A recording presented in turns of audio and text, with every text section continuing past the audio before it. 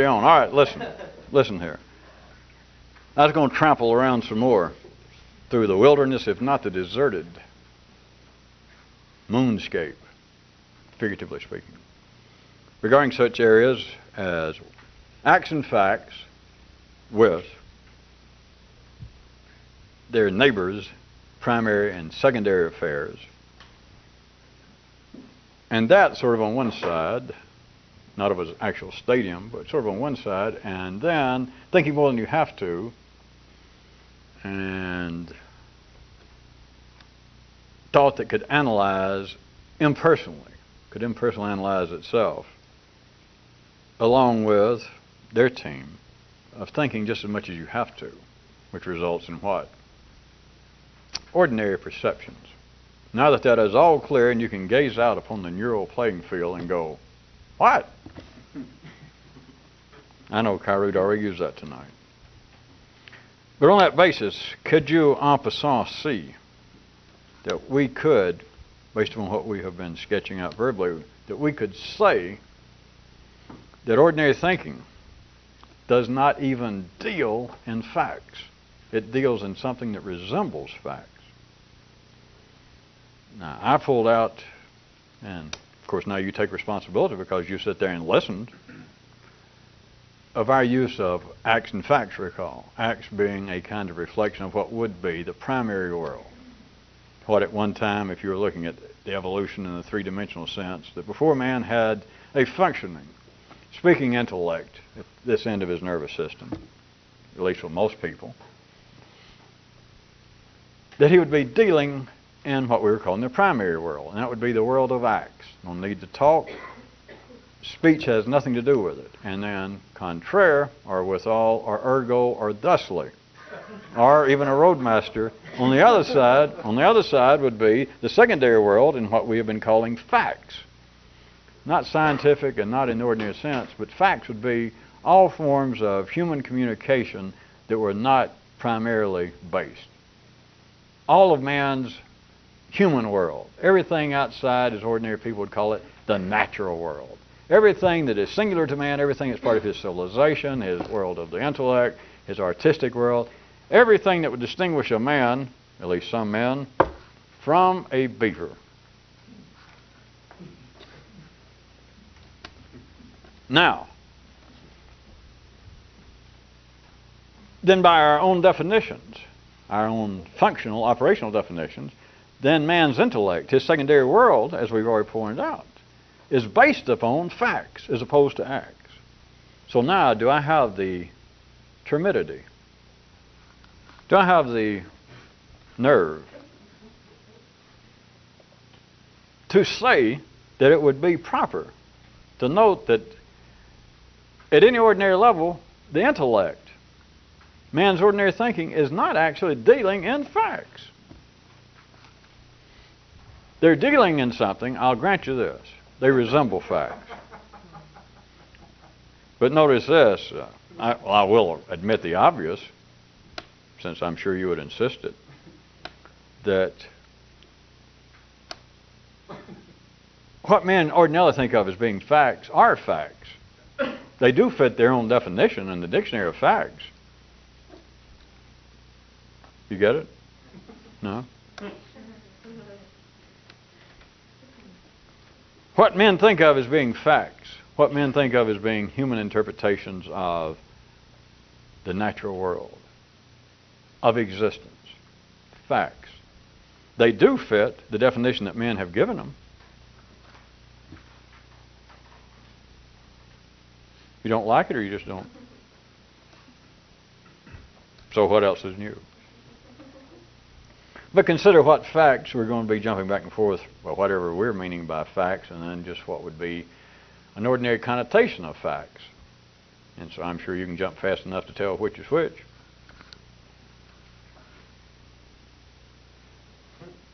Admit it, that there is something a bit peculiar about what men ordinarily call facts. They defined it, and have already admitted that what they call facts fit their own definition. You still don't like it. I'm not going to give up.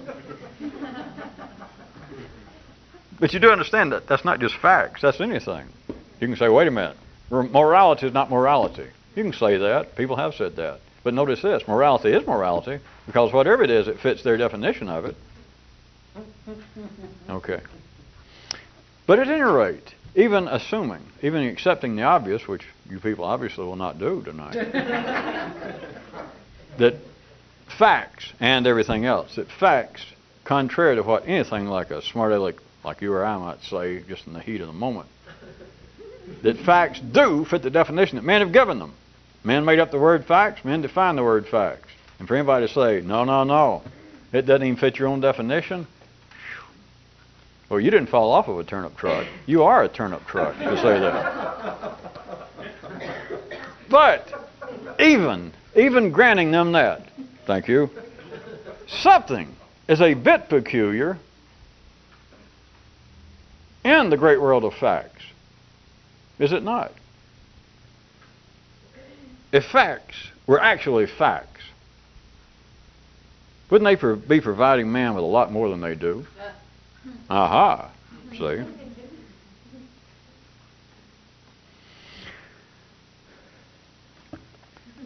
What men ordinarily call facts, they resemble facts just enough to get by and to get man in trouble. And of course we're saying that from a different kind of a skewed view because it doesn't get man ordinarily in trouble. But insofar if you had the potential to be a turnip farmer, a revolutionist thinker, then trying to accept the world of facts, whether it be from religion, common sense, your grandfather, science, then facts resemble facts just enough from any attempted unpolarized, unordinary view. The man's facts, all the way from science to superstition, they resemble facts just enough. I hate to plagiarize a popular song, to keep me hanging on. Just enough to get by, to slip by and people don't notice. Even scientists, even the creme de la creme in the city, they do not notice that, wait a minute, once they say this is a fact and some other people come along and they do the peer review and they say, yes, we got the same kind of results and it is now officially a fact. Even they don't realize that, wait a minute, it went by, that now it's a fact, especially got your name on it, byline. But even they do not recognize that, wait a minute, this thing seems to be serving some kind of purpose. It keeps me hanging on just enough. It's just enough resemblance to keep me hanging on. It's just enough that it gets by, and from a more askewed view, off-center, it resembles facts, that is, ordinary facts resemble real facts, just enough to get by and to get you in trouble. Would you care to elaborate on that?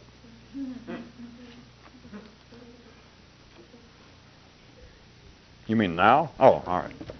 Consider it thusly, since you already considered it ergovely.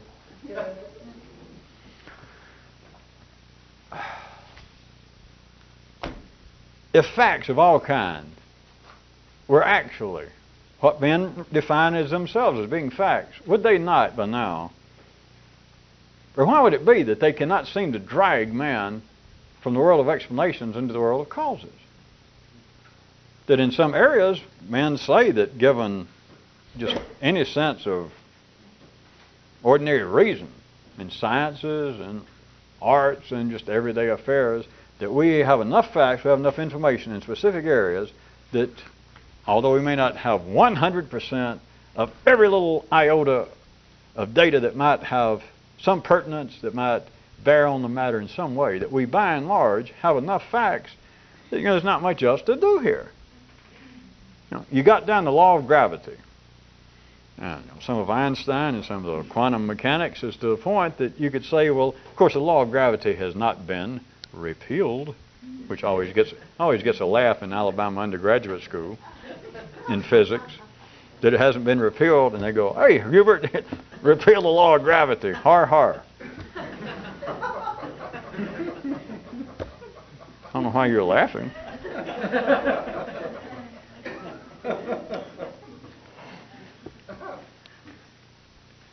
But they could say, then, at least in Newtonian physics, that it hadn't been repealed, but in the area in which that was a factual structure, then we know all we need to know about the limits of three-dimensional, non-quantum mechanics gravity. That we know, there's nothing else to know. The subject's been wrapped up in clothes, and we got to move on. Which, it sounds fine. That on the surface of that, it sounds as though, and that whoever said that is not just an undergraduate professor in physics, but probably an expert. But what did it actually say? And I was not being unfair to say that, because they say that in all kinds of areas. They say it in art, music, and all sorts of things. Like, well, this one place dealing in serial music, that this thing has played itself out in the mid-decades of the 20th century, and everything that can be said in 12-tone music has been said, and we've got to move on. Now, I know that doesn't sound as specific, but some of you are more artistically inclined than you are to have a rutabaga or to be a scientist. But there are areas wherein the facts seem to be sufficiently in that there's nothing else to say in this context. And that sounds as though an expert, a critic even, made such a statement. But if we were to slip in, being the irritating bastards that some of you could be, of course, I know you wouldn't do this. You might say, well, wait a minute. If the facts are all in, more or less, given all reasonable constraints and limits of human life, but you're just saying that by and large, operationally speaking, that all the facts are in this area. Yes. Then may I ask this? How come they don't seem to do more? How come I don't understand what the hell is going on here any better than I do? And of course, if a guy, whoever said, the original that you're talking to, if he could hear anything up to that point, even he, just for a split second, go, God damn, you're right. Because he'd realize, well, I'm the one that just said, well, by and large, the facts are in, and it's time to move on and expand our horizons, that we wrapped it up here. And if you could make him hear, of course, forget a man, if you could do your nervous system in such a way to say, wait a minute, if all the facts are in and you got all you need to know, how come you don't know any more about it? And for a split second they go, Holy Mother of Muhammad, you're correct. I never realized it, which of course you don't. That's why I say that the facts, they are operationally, they keep life running in the 3D world, but they are not what they purport to be to someone who can begin to think somewhere over the edge. They're simply not. It's nobody's fault.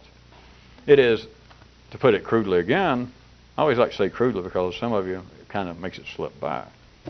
It's like the 3D facts are 3D facts. And they're not open to criticism. Whatever are 3D facts right now, if it says, hey, bell bottoms and serial music's coming back. And after that, who knows? Maybe folk music. Yeah. Who knows? If that is a fact, that's a fact. But that's a 3D fact. And a 3D fact is never what it purports to be, because a 3D fact is a part of something else. Let's just say it's a part of a 5D fact. And so if you got a full view of the 3D facets of it, face up. You're going to have to face the music. You got two facets, two dimensions that you're not seeing. But that doesn't make the three you're seeing incorrect. Doesn't make them wrong. And of course the 3D mind can't see what I'm talking about. It goes, what the hell does that mean? What is this, a science fiction lecture? Did I stumble in a comic book collector's convention? What the hell does that mean? You're right, sir. You stumbled in the wrong place.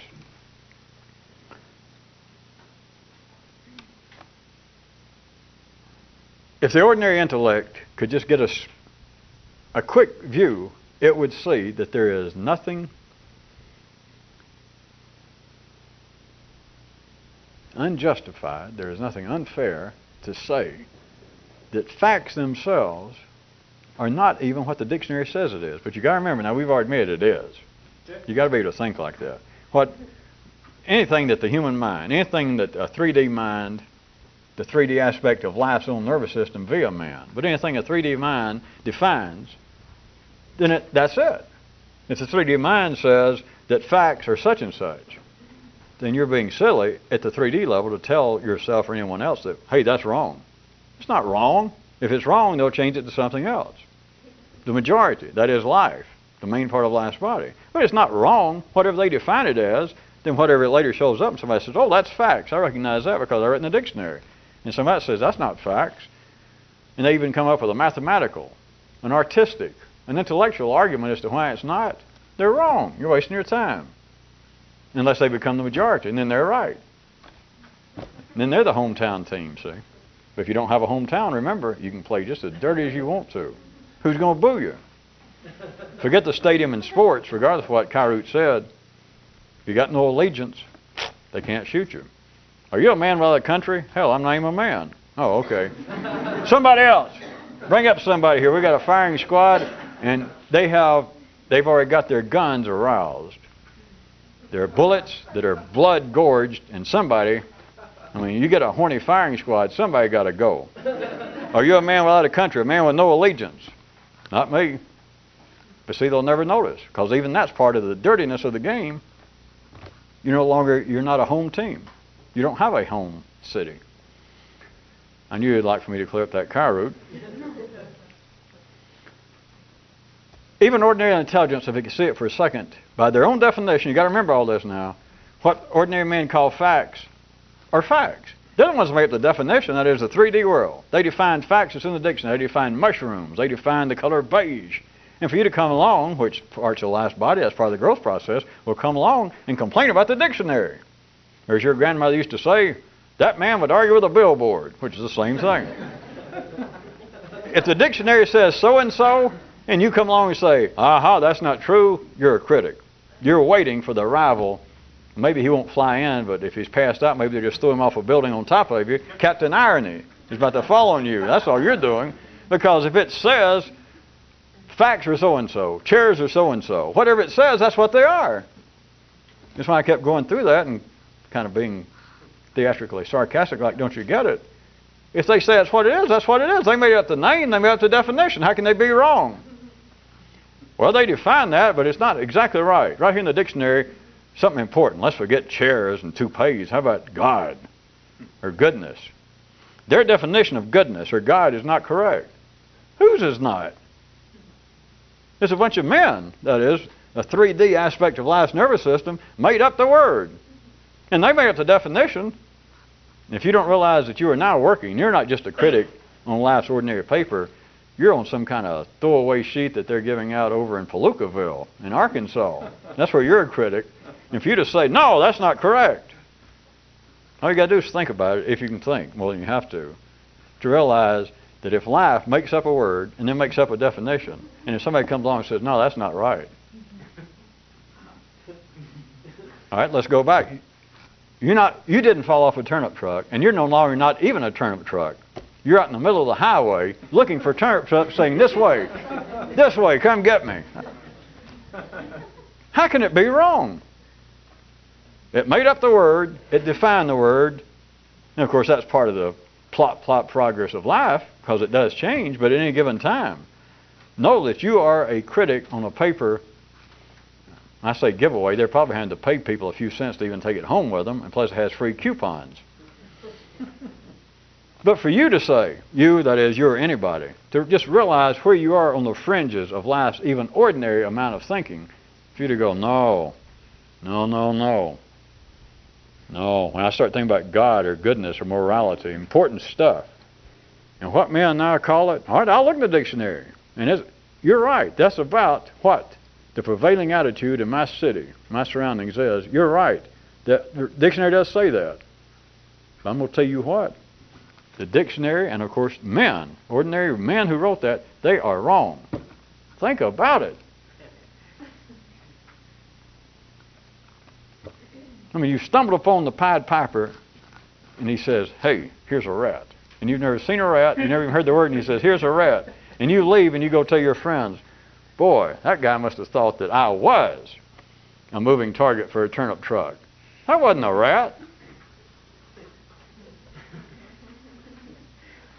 He holds out and you say, what is that? I've never seen it. It's a rat. And then he leaves. And later, in your infinite wisdom, you decide, that's not a rat. You still don't? All right. We got to go on. I can't stay there. If, at an ordinary view,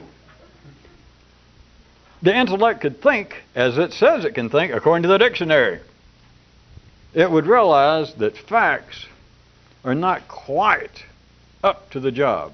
Not facts as we know them. Not facts that I talk about, but facts in the secondary world. Facts in the world of man.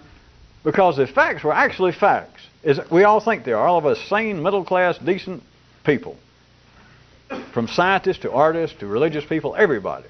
If facts were actually facts, they'd do more. They'd explain more. They would provide man with more than they do. Facts would make sense. Facts would not be explanations. Remember, we've already been through that in the last few weeks, the difference between explanations and causes, but how the ordinary mind takes that any ability to analyze it, it will take, as it's supposed to, explanations as being causes. But if the ordinary intellect could think just a little bit more than it normally has to or should, then someone could present it with the idea that I said that facts are not actually facts. They're just things that resemble facts. Just enough to keep me hanging on. No, I cut that. Just enough to slip by the dictionary, just to slip by everybody's little intellectual, I started to say term paper, template. You didn't want to say term paper. See, plus I wasn't about to, so when I didn't, because I thought that isn't going to be that funny. Which wasn't the point, but I thought somebody might go, wait a minute. It's one step from there to the University of Turnips. That it would realize that there is a distinction between explanations and causes, and that facts of all kinds, whether they supposedly be scientific or more interpretive and artistic, that none of them, it doesn't matter who, from the source, that none of them do what they purport to do. And yet we do not notice it. You're not supposed to notice it. They resemble facts just enough that they go by. And I mean, they go by enough that they're operationally, that we can send men into outer space and all sorts of things based upon facts. But insofar as facts doing what facts are supposed to be, as far as facts actually settling something, and still, remember, we just got through going through that at city level, there are constant areas wherein facts do explain. Everybody says they do. We're not saying they don't. Unless you're going to be an idiot and get out there and try to find a whole convoy of turnip trucks to lay down in front of. There are areas wherein life says that, yes, we've settled this, we have enough facts, and this is just settled, there's nothing else to do. Why beat a dead scientist? Let's go on to something else. And they're correct. You'd be foolish to say, well, no, you didn't explain it. History marches on. But if they could hear, or if you can hear, you look and see, well, I see why that happened. Or even if you can't see why it happened, you see that it turned into something else. It's like they ran the train over the horizon, turned it around, and ran it back and says, brand new. Or it's like the little animals, clumping down the incline, that life staggers back and forth. And so they say, we have enough facts over here that we settle a matter. You should be able to see that they did. Or even if you don't understand why, you say that they did move on, they just say, all right, the door is closed on that. We got all the facts we need. We ran out. We exhausted that, and so we had to move on. We changed it. We improved it. We moved into a new area. They can say that, but you should be able to see, and me using ordinary thinking, if you get right quick to look, it would have to see. It's not that hard to see. It's nothing mystical. That's not true. The facts did not wrap this up. Humanity doesn't know why it moved. That's part of history's job. Just to go, hey, look over there, and you look over there and you forget about, why did this happen?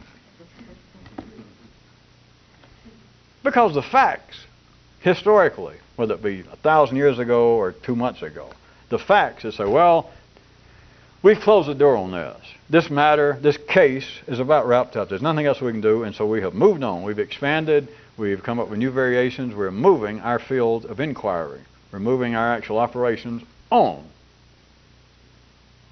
If you look and see, it's not because they had so many facts that, well, we literally wrapped that up. Not hardly old. And yet they can't see it. So on that basis, I submit to you, few revolutionists, that facts are not actually facts. They're things that resemble facts.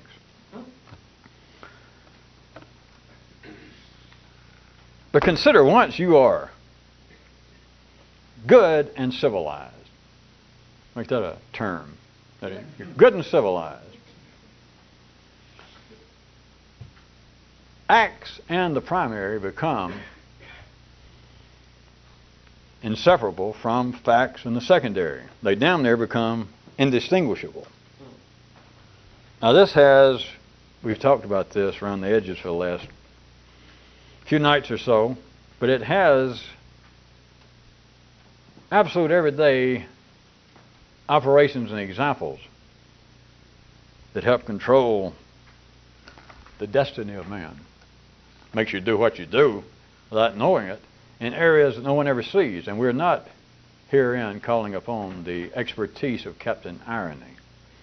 So do not take this as sarcasm, but they're just glowing examples. It just sounds to some people at any time to be hostile, aggressive, and sarcastic to point out how things are. Well, there's nothing unusual about it. Consider, you got the heading of this paragraph, right? That they're acts in the primary. They're like their own little team. The world of acts in the primary world. And the world of facts, along with the secondary world. Once you are good and civilized, you individually, and you of course cannot be individually good and civilized unless you are amidst an ocean of other good and civilized men and women.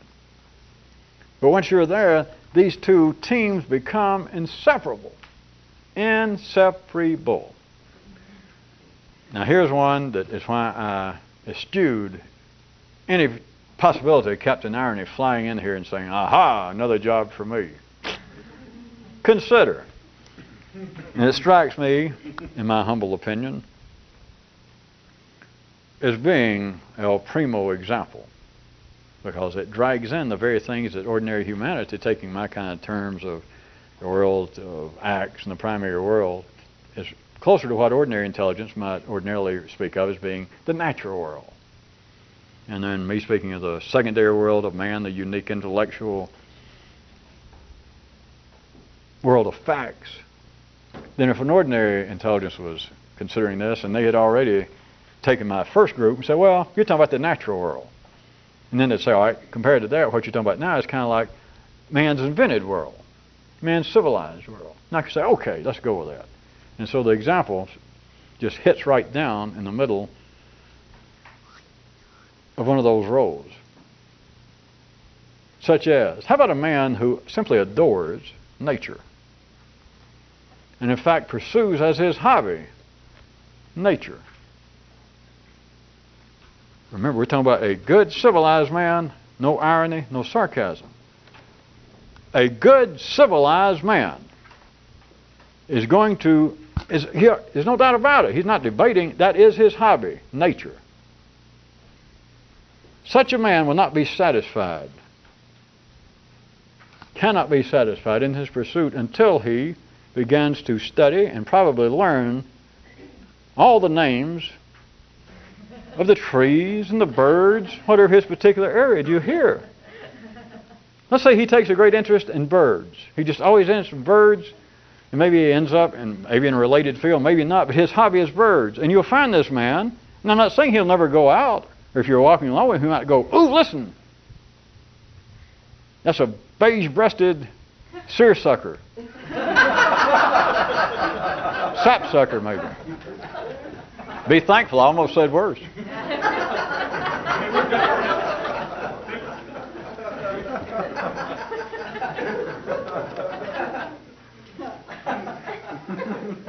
Nothing like a private joke, is it?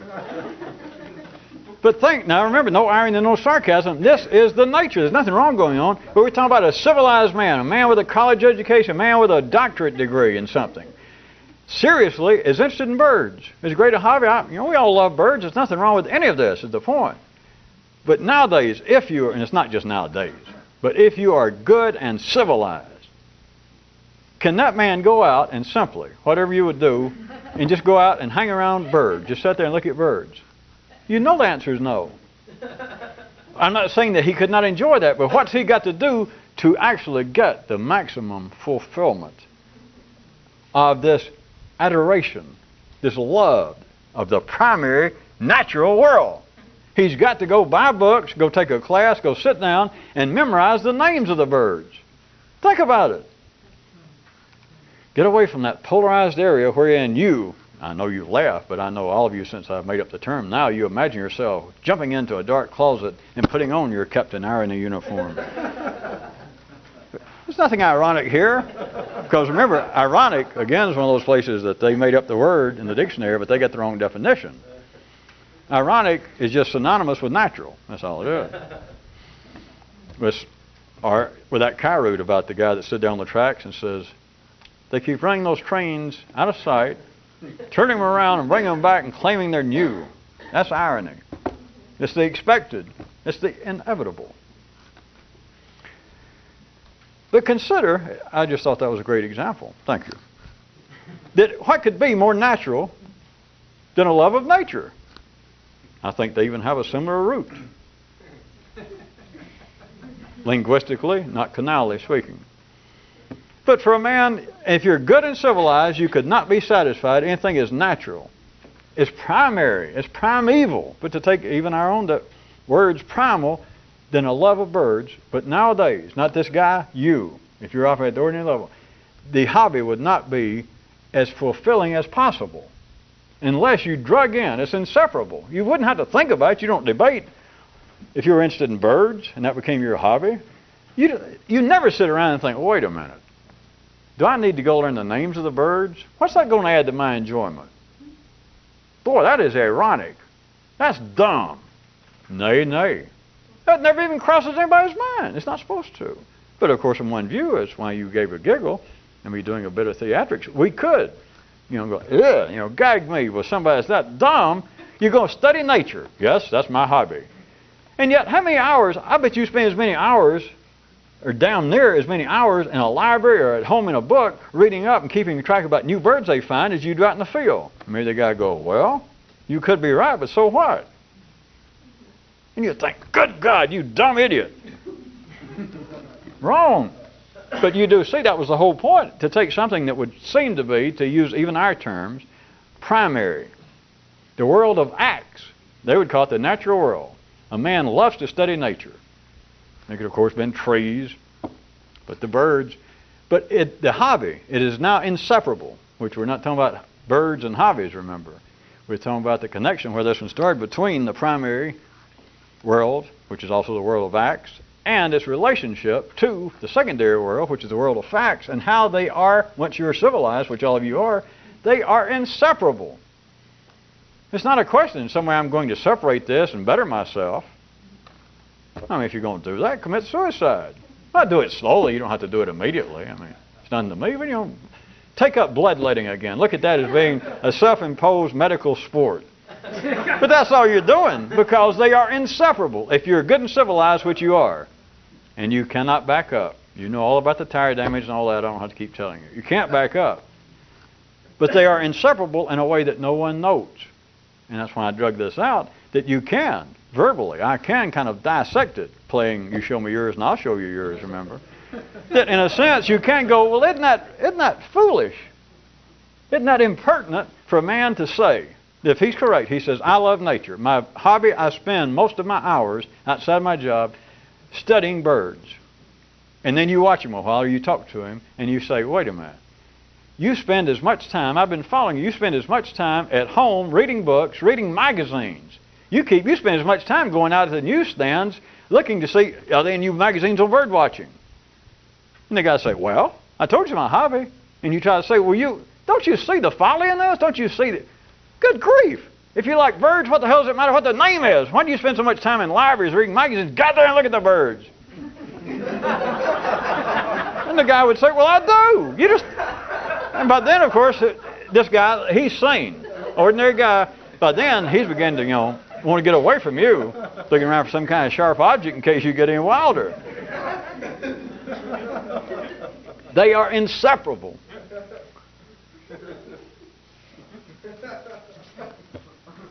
I was going to, there's a little something here that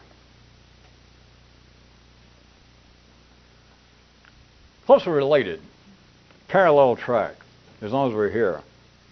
It's the kind of thing that is not noticed, but I would suggest to you, maybe you'll hear it, because I'm going to have to push it real fast and hard anyway.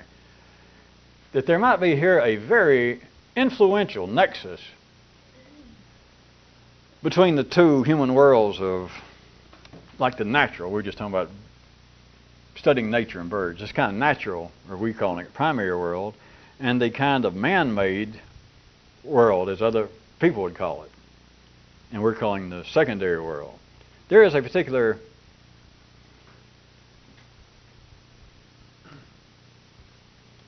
maybe I shouldn't have to warn or caution you, since we've only got 4 or 5 minutes anyway. But you got to listen. This is the same area that we're talking about bird watching and spending as much time having to learn the names, that the hobby is not fulfilling. Literally, something is wrong just to go out and look at birds, even if watching birds was sincerely your primary interest in life. Once you're civilized, that won't do. You can't just look at birds. You got to know the names of birds. You got to know where they live. If you learned all the names of all birds, that wouldn't be enough. Then you have to find something else. You'd have to memorize and learn the average weight of all the different birds and how they're related and where they come from.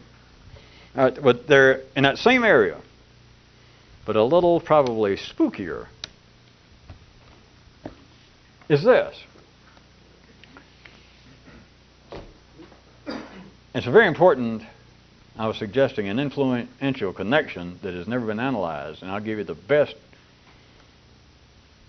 probably the most attention-grabbing example to start with, is why are so many men so disturbed by pornography? Throughout history, and right now we're in it again. You never leave it, but it's back in the news. It has been for the last few years. Why? What is going on? And assuming you can get past all ideas of religion and all that, what is going on at some physical basis? What is going on at some energy-based analyzation, if you could do it, without having any personal interest, that is, any secondary inflections on it? What is going on that man is made to be, so many men are made to be so disturbed by pornography? Does everybody want to think about it?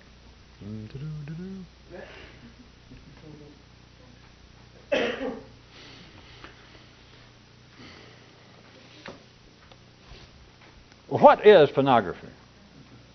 Forget the Supreme Court and Hugh Hefner or your own erotic peccadillos. Don't take out your peccadillos. I don't want to hear about it. Consider, what is pornography? All right, I'm going to tell you. Pornography is secondary reflections on primary activities. Pornography is factual reflections of the actual world. It is simply talking or writing or making pictures, which all this is secondary, you understand, is the world that would be of man's, as they might say, the invented world of man as opposed to the natural world of man. The natural world of man being just simply getting down and rutting. That is, the F word that they don't want me to say.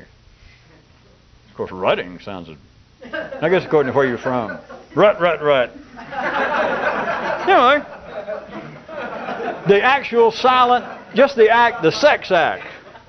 The sex act, which is as natural, nobody will assume, well, we know anybody with just in the mainstream of life's body, even good Baptists and those running anti-pornography committees somewhere, most of them are married and got children.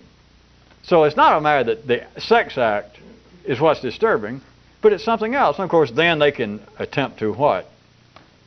Explain it. All right. Give us the facts.